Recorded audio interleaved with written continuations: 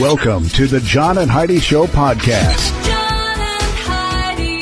Here's John and Heidi. Thank you so much for listening to the John and Heidi Show on a Monday. Hey, baby, how are you? I'm all right. How are you? I'm all right as well. Maybe even better than all right. Coming up later today, we're going to talk with Jordan Goodman. I always love talking to Jordan. He's America's Money Answers man. Today, we're going to talk about all these folks that just went back to school and they start stacking up some of these student loans and student loan debt. He's got plans for that. He actually has a book out that talks about how to get out of that student loan debt. So, going to be chatting with him later in the program. Thomas More. Have you ever heard that name? No. He was King Henry VIII's chancellor, and he's one of history's most famous martyrs. The king ordered him beheaded because More would not violate his conscience in order to do his monarch's bidding. Now, here's a little-known sideline of that story. Henry knew More loved to speak and ordered him not to be long-winded at the executioner's block, but More had plenty to say at the time, at the last minute, and why not? And he was going to get his head cut off anyway. So when it was time for him to go before the beheading block, he basically stood there and talked as long as he wanted to talk. What are you going to do? You're killing me anyway. So I thought that was kind of a cool thing. I mean, isn't that the way to go? If you're going to go, you're like, you know what? I'll say what I want to say.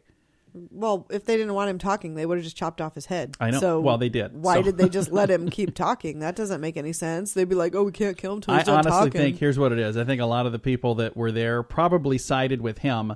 King Henry had kind of gone crazy at this point. So anyway, some fun stuff from history there. And we've got some cool things happening today. We'll tell you about that in a bit.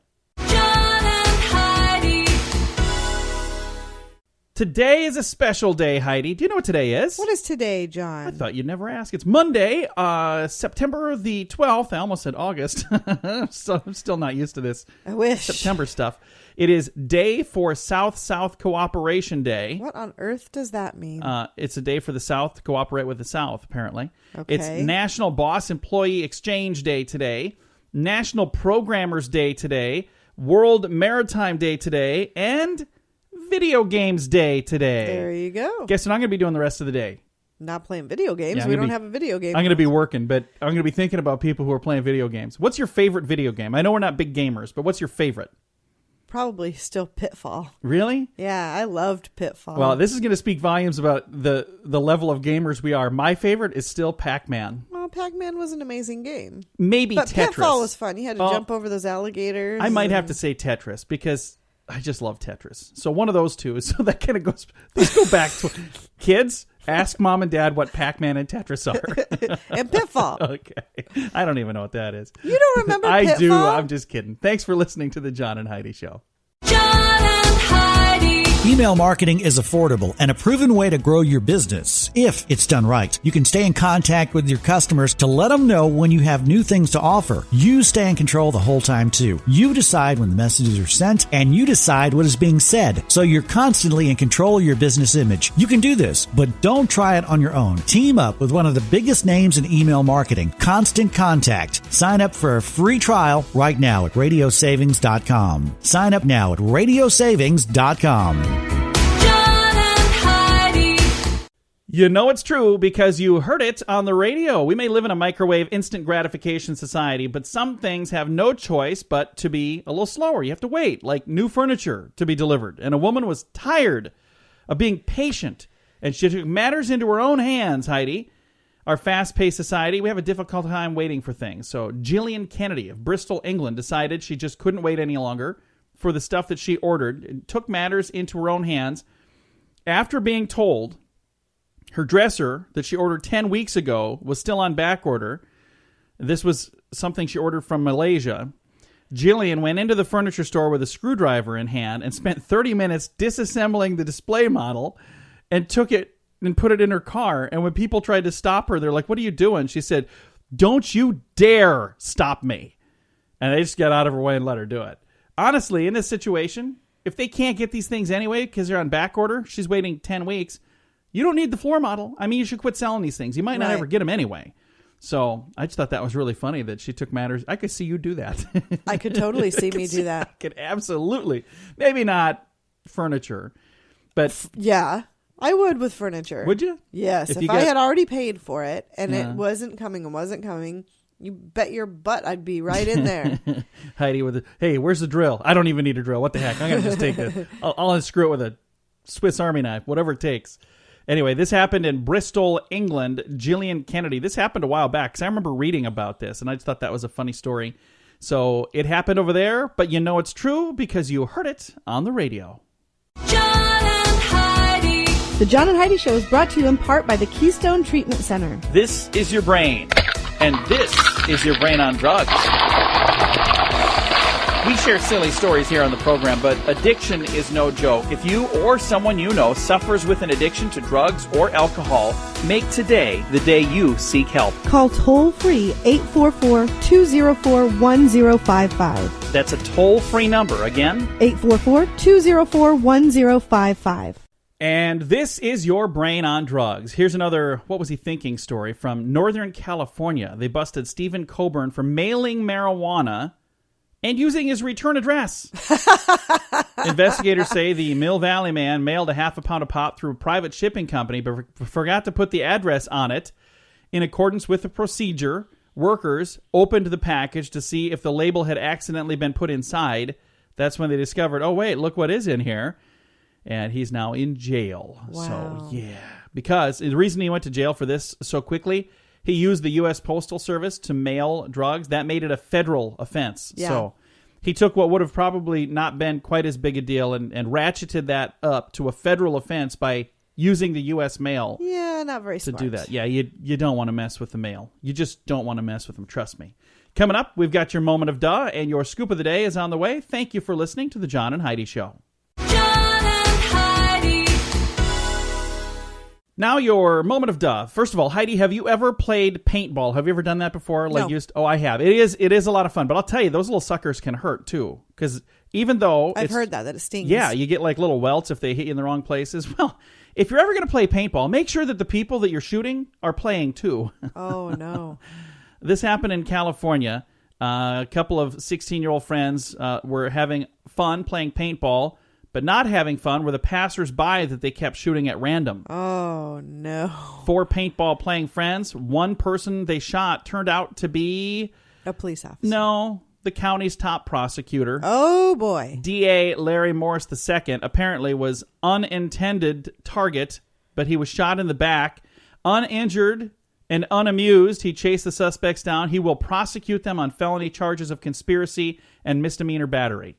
So it sounds like they were intentionally shooting people. So it'd be one thing if a it was an paintball, accidental it was like an stray. errant paintball. Yeah, but no, it sounds like they were going after people. This was an incident that was going on all day, and numerous people were shot. They just happened to get the DA, and he was like, "You are done." Yeah, good for All right, him. your scoop of the day is on the way.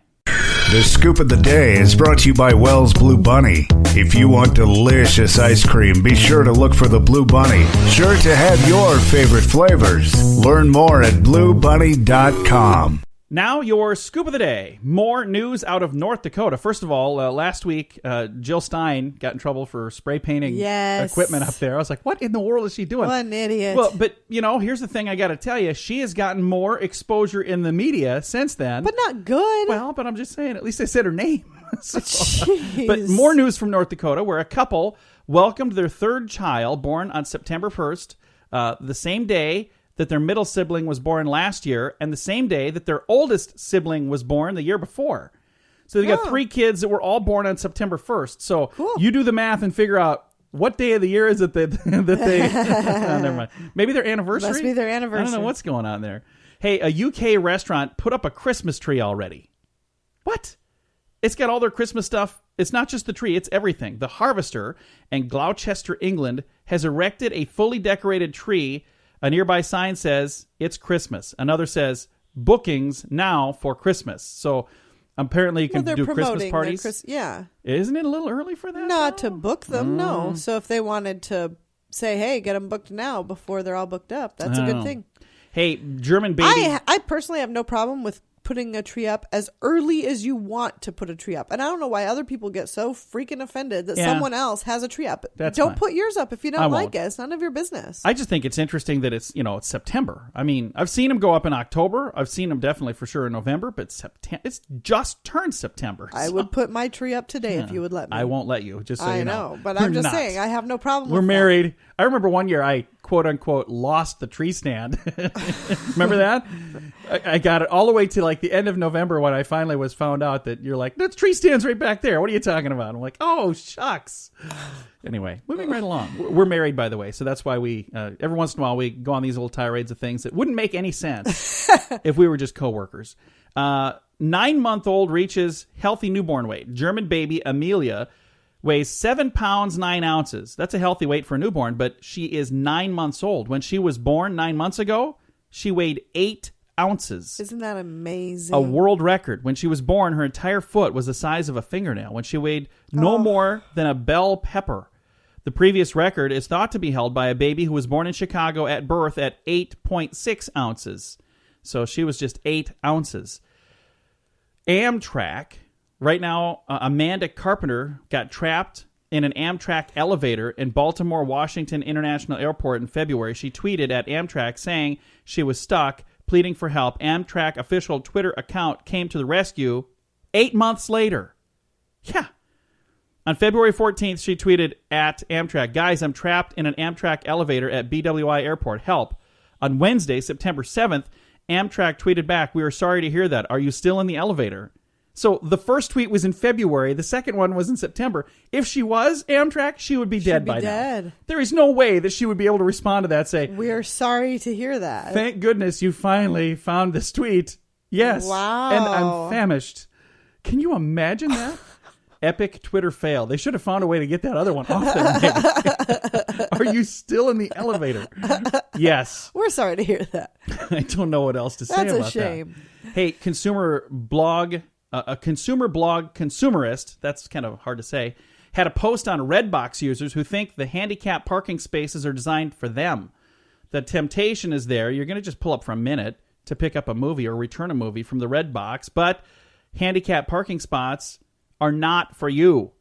I know it'd be easier to pull into that spot than find one elsewhere and come walking back over. As Consumers points out, it is illegal and more so rude, and you just shouldn't do it. So steer clear. Those spaces are for people who actually need those spaces. Now, I remember watching a video where there was a person that like confronted somebody who got out of a vehicle, but this person had an ailment that was a legitimate thing. You can't tell by looking at somebody if they need that or not.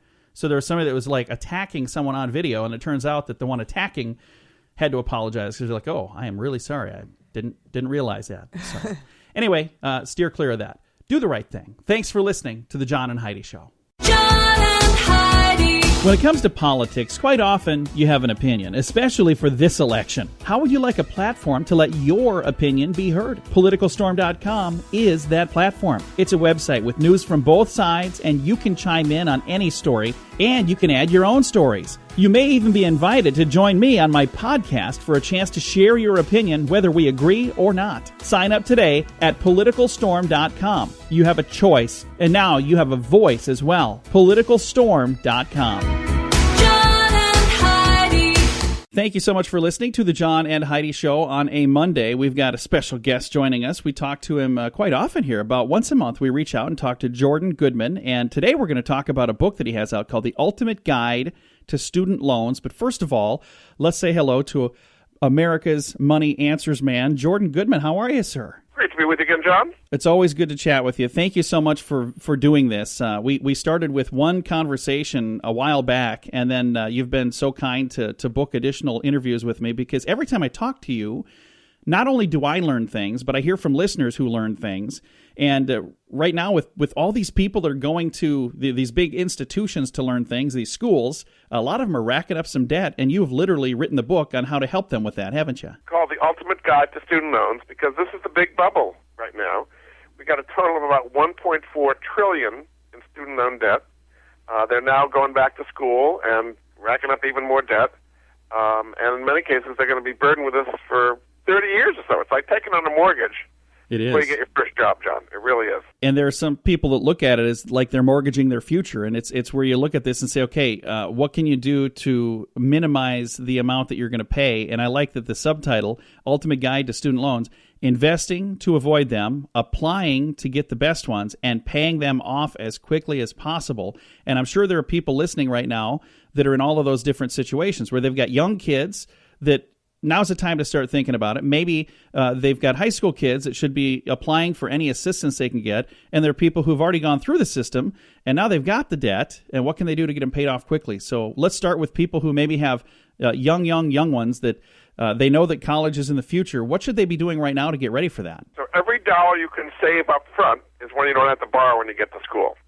And it may be easy to spend on toys and diapers and little things, but just putting aside a little bit that's growing over a long period of time is really going to pay off. Now, the best thing are so-called 529 plans. These are plans each state has one, and as long as you put aside money, it grows tax-free, and as long as you use it for college tuition, room, and board, it's completely tax-free. So any growth that you have is never taxed. You can get your own state. In many cases, depending on the state, any contributions are up to a certain limit are tax deductible in that state as well. So you can get a tax break as well for putting money in and having it grow tax-free. In the book, Ultimate Guide to Student Loans, I've got all the different plans, and it depends on what you want. My favorite happens to be the Nevada plan, but you can do it from anywhere. But the main thing is to set it up so it's automatic, John. Savings doesn't just happen out of the blue. You've got to set it up so it's a habit where you put in $100, $200, whatever it is a month, right into that thing. Then inside that plan, they have different choices like stocks and mutual funds and so on. And particularly for younger kids, be as aggressive as you can be, because any gains you earn, you get to keep tax-free for college. So a lot of people just don't start until a kid turns high school or something. It's too late by then. Yeah. If you've got them younger, start them and have that go. And that's probably the easiest thing to do. Otherwise, they're going to be stuck working in radio like me. Well, that's very lucrative and rewarding. But if you have a student loan debt burden, it's probably not going to be too easy. I mean, the average person is getting out of school today with $30,000 in student loan debt. That's the average. Wow. And a lot of people, 50, 100, 150,000 undergraduate. And then graduate, maybe another 200, 300, 400,000. You go to medical school, $400,000 or something like that before you get your first job. That's crazy. Absolutely crazy. So that's the first thing, is save as much as you can up front. And then applying to get the best ones. Now, what would you say about the applying to get the best ones category? Well, probably the federal loans are the best ones. You have to go through the so-called FAFSA form, which is the free application for financial aid. Basically, they want to know everything about you. Don't lie on it. Don't try to hide assets, because they'll come back and bite you. But the federal subsidized loans are probably this. There's limits. They're not going to subsidize the entire education. They might go up to like $30,000 or something like that. But you're going to maybe have to do private loans on top of that as well. There are other things you can borrow against, 401ks at work. Home equity loans is another way of getting decent interest rates. Life insurance loans. There's other things you can borrow against to get through the college. Put as much of it on the kid as possible, because what a lot of people do, John, is they stripped out their retirement assets for their kids' education. Yeah. And then the kid can recover over time with earnings, hopefully, but you can't recover. If you were like 59, you don't have time to recover, cleaning out your IRA for your kids' education, things like that. So that's a common mistake an awful lot of people take. It's done out of the best sentiment, I guess you might say, but it's really, and then what's happening, you're going to be dependent on your kids if you haven't put enough aside for your own retirement. And there's scholarships for kids that really want a good education, but there's no scholarships for retirement. Exactly. That's a good way to put it. So there are scholarship search services. What I would say is have the kids do it. If you as a parent do it for them, they don't really appreciate it. So there may be scholarships that in many cases aren't even claimed because they're very specific. Left-handed ping pong players from North Dakota wanting to go to Wyoming State or something. You're the only one applying for it. So you'd be surprised. There's a lot of scholarships to be had out there. So, there are different deadlines. You might have to write an essay. There may be things involved. So start that like sophomore year in high school so you can see what potential scholarships you can get. And then maybe you have to apply during your junior year, and by the time you get to senior year, you've got a lot of the stuff lined up. So it's not something you start the process spring of senior year. Exactly. It's a whole long process, but if you do it right and are conscientious, there is a lot of money out there to be had. And that, again, every dollar in scholarships you can get is a dollar you don't have to borrow when you get to college. Again, visiting right now with Jordan Goodman, America's Money Answers Man, and each month we get a chance to chat. Today we're talking about his book, The Ultimate Guide to Student Loans, investing to avoid them, applying to get the best ones, and paying them off as quickly as possible. Now let's talk about that last category. How can you pay these darn things off? There are two things you can do when you get out of school. The first one is consolidate your student loan debt. There's a federal consolidation program, which can be kind of complicated to figure out. A website that can help you there is called consolidatecollege.com, and they take you through the whole process. That's pretty much the federal loans we talked about. You can consolidate into one at the lowest possible interest rate.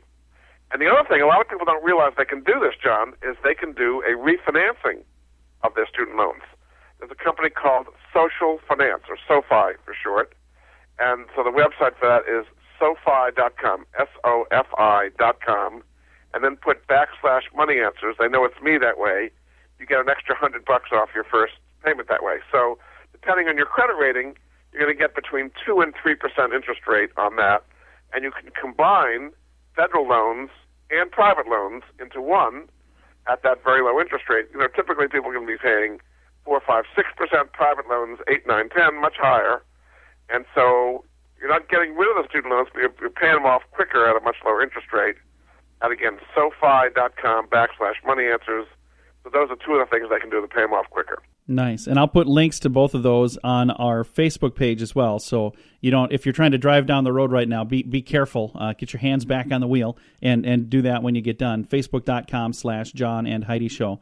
Jordan, thank you so much for taking time to chat with us again, and hopefully we'll get a chance to catch up again maybe next month. And I'm always glad to take their emails at moneyanswers.com. Very good. Jordan Goodman, again, his website, moneyanswers.com, and we've been talking today about his book, The Ultimate Guide to Student Loans, Investing to Avoid Them, Applying to Get the Best Ones, and Paying Them Off as Quickly as Possible.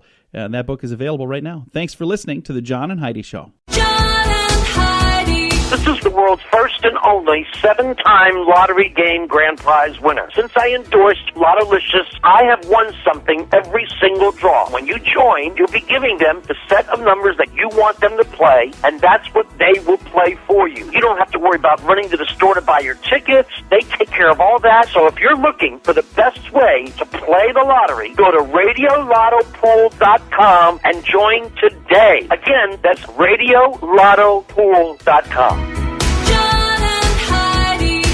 Fun fact for you, Heidi. What's that, John? Every person has a unique tongue print. Really? So if you commit a crime... don't lick it. Yeah, if you commit a crime and you leave a tongue print, they can actually get you on a tongue print. Yeah. Another fun fact for you, Heidi. What's that, John? I think, did we talk about this? Every square inch of the human body has an average of 32 million bacteria on it. Did we talk about that? Or was that something else? I don't know. I think you so. don't really pay attention, do you? I really don't. Fun Listen. fact for you, Heidi. What's that, John? Domestic cats purr at the same frequency as a diesel engine. Really? About 26 cycles per second. Who on earth took the time? Why would that matter? Why would anybody need to know that? Somebody was like, that diesel engine sounds a lot like my cat. Wow. Maybe your cat has a cold or something. And our final fun fact for you, Heidi. What's that, John? Dr. Seuss coined the word nerd. Yeah, before he put out the book. That does sound like a Dr. Seuss word, In doesn't 1950, he had a book, If I Ran the Zoo, and in that book, he created the nerd.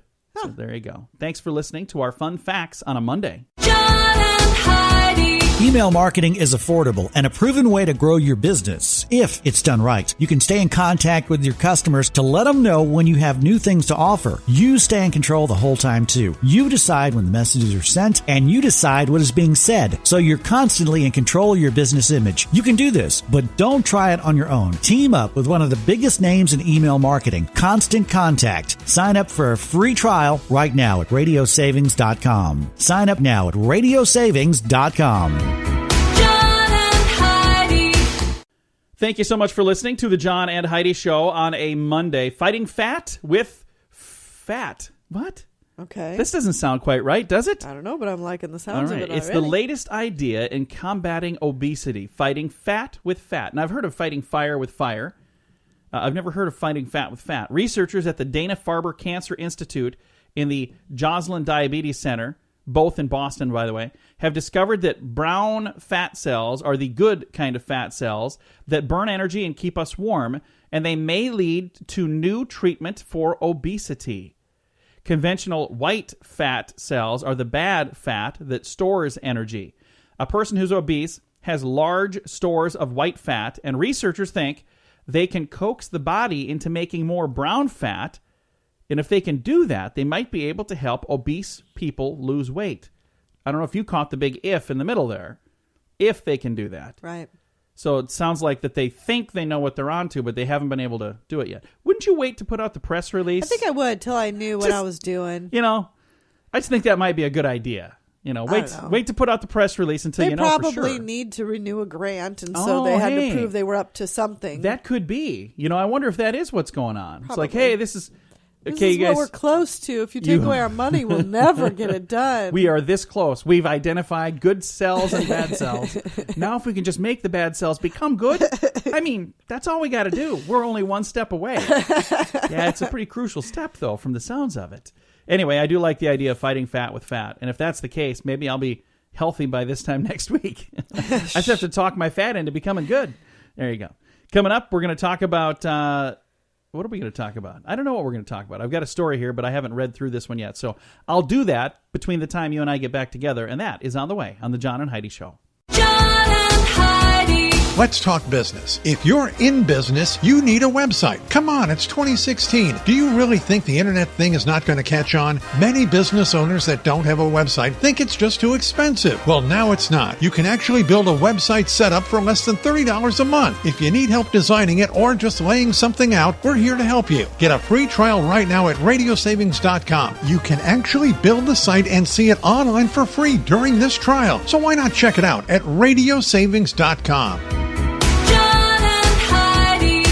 This next story is kind of crazy, Heidi. I read the headline, and it makes no sense, so I'm going to just move on to the story. Alrighty. And I'll let everybody sort this out with me. It's not exactly the highway to heaven, but an inventor believes it will work. A wacky German inventor named Bernard Muller plans to get to heaven by, quote, catapulting himself there. Oh, yeah. It actually probably will work because he's going to die. Wile E. Coyote. Oh, no, I'm sorry. His name is Bernard Muller. I clearly said the wrong name. Intends to strap himself into a specially designed catapult, which will, quote, send him to paradise. I'm sure it will. Most people in town no doubt that think that this he's will nuts. work. But this professor insists that there is a method to his madness. Yeah, I'm sure there is. So is he going to wait till he's dead to do this? And just like catapult his body? Or is he doing this like... I think he's doing it while he's alive, but I don't think he's going to make it. It's a really bad plan. Let me just say, for those of you who are planning on strapping yourself into a catapult and shooting yourself into heaven, maybe you shouldn't do that. Let this guy go first. It was his idea. I'm just saying. All right, coming up, we've got more on the John and Heidi Show. John and Heidi. Here's an interesting story. This is just weird. A 35-year-old named Kim Russell of Somerset, England, had been carrying on an internet-based romance and planned to finally meet her chat room boyfriend.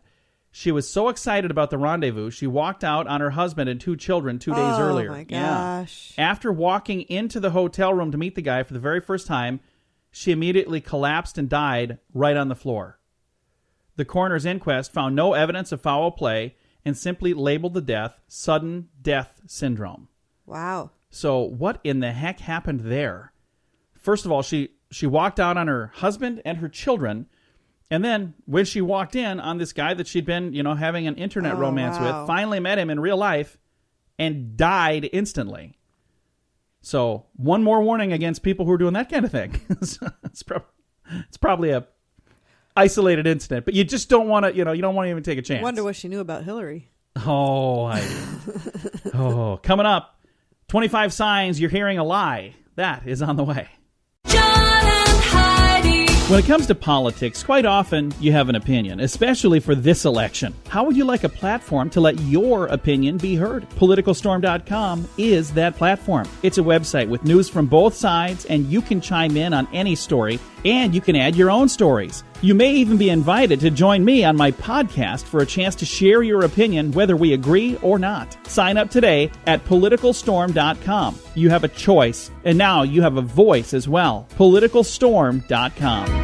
John and Thanks for listening to the John and Heidi Show on a Monday. We've got an election going on right now that's unlike any election during my lifetime because, it's always like the Republicans don't like the Democrat and the Democrats don't like the Republican, but never has it been quite like this where there's a level of distrust for both top candidates from both sides. I mean, there are people in each party that don't like the person for their party. And it's not just dislike, it is hatred. It is. It really this is. Time. There's so much anger in this country right now. And it's sad. We should all just love each other. But part of the reason is because of people who don't trust these two. So here are some things to watch for. This is from authors Sherry and Bob Streetoff, authors of Your Guide to Marriage. So you're thinking, what does this have to do with marriage? Well, this is all about talking about how you can spot a lie. If you want to be able to trust these people that are running for office, if they touch their chin or rub their brow, that usually means they're lying. If they have their arms crossed or their legs crossed when they're talking to you, that could mean they're lying. If they play with their hair while they're talking to you, a line of perspiration on the brow, if it's not a warm day, because if it's a warm day, that could happen to anybody. Saying no several times could mean that they're lying. Continually denying accusations, being extremely defensive, providing more information than providing more information and specifics than necessary, inconsistencies in what has been shared, body language and facial expressions that don't match. So saying, no, I didn't do that, but their head's nodding up and down. Yeah. No, I have no clue what you're talking about. Oh, I did the right. I'll try it. I'll move on. That doesn't really doesn't play transfer well on the to radio. Being smug, placing a barrier like a desk or a chair in front of you, uncommon calmness, unwillingness to touch your spouse during the conversation. Well, that might be a little different than this one here. Being hesitant, slouching posture, rigidity or fidgeting, differing behaviors like not acting in their usual fashion. Some of these probably don't translate, do they? No, a lot of this is ridiculous. Lack really. of finger pointing. What? Lack of finger pointing? What? I don't know. Anyway, if you'd like to know more, these two have a book out. It's called Your Guide to Marriage. And the headline was talking about signs that you're hearing a lie. So I equated that to something completely different. So I'm going to move right along. That's not at all what I was. Avoidance of eye contact is another one, Heidi. Hey, Heidi, I'm over here. I'm over here. What are you looking at? All right. Again, that's ways to know if you're lying to your spouse. Or in this case, like I said, it concerns me, the election and how much people dislike each of these candidates. And, it's kind of scary, kind of concerning. And we don't talk politics here on this program, so we try to steer clear of that as much as we can. Only because John won't let me. I don't let you. You're right. There's a time and a place for that, and this is not the time, and this is not the place. So there you go. Is it the time now? No, not now, No? but in a bit. We've got some good news first, then you can talk. After the program, I'll let you talk politics all you want. That's all on the way. John and Heidi. This portion of the John and Heidi Show is brought to you by the John and Heidi Show. That sounds kind of funny, but it's true. Go to your local radio station and ask them to start carrying the John and Heidi Show. Here's the best part. They can carry the show for free. They play a couple commercials, but it doesn't cost them anything every month. So if you know a radio station that could use a little bit of help, send them our way. Send them to johnandheidishow.com. Again, johnandheidishow.com. We would love to do a radio program in your community. Then you could listen to the podcast and listen to us on the radio. John and Heidi. We always try to wrap things up around here with some good news, and I think this is good news, Heidi. After a student's recent suicide left Mason High School in Ohio reeling, 5 teenage girls left encouraging notes on thousands of lockers as a way to start the healing process. I think that's just really a nice thing. That is nice. According to ABC News, the campaign was initiated by a MHS sophomore, so a Mason High School sophomore, who said she and her friends spent nearly 8 hours writing messages like, "You are strong," and "You are unbreakable," on thousands of Post-it notes. She said the girls then placed these sticky notes on over 3,600 of the high school's lockers. They also placed notes on teachers' doors and administrative staff members' desks. I'm really glad that this was taken in a positive way and that the school didn't track these people down and call it vandalism or littering or sticky note. I'm just telling you that there are some places where that kind of thing has happened. Yeah, Somebody no, goes I out think with it's wonderful. Good all for of the you, best girls. intentions, but then there's some rule that they had broken. So Yeah. I'm really glad that they didn't crack down and come up with some ridiculous reason that this wasn't good, because I think this is nothing but good. Absolutely. I agree. Again, this happened in Ohio at Mason High School. And it's a sad thing that these young ladies went through, but I think that part of the healing process for them was saying, hey, I want to do something about this. What can we do? Yeah. So this was a really great thing. So very, very cool. I do have a link to this story, by the way, at facebook.com/John and Heidi Show. Time to say goodbye, Heidi. Goodbye, Heidi. Goodbye, everybody. Have a great Monday. Thank you so much for tuning in to the John and Heidi Show.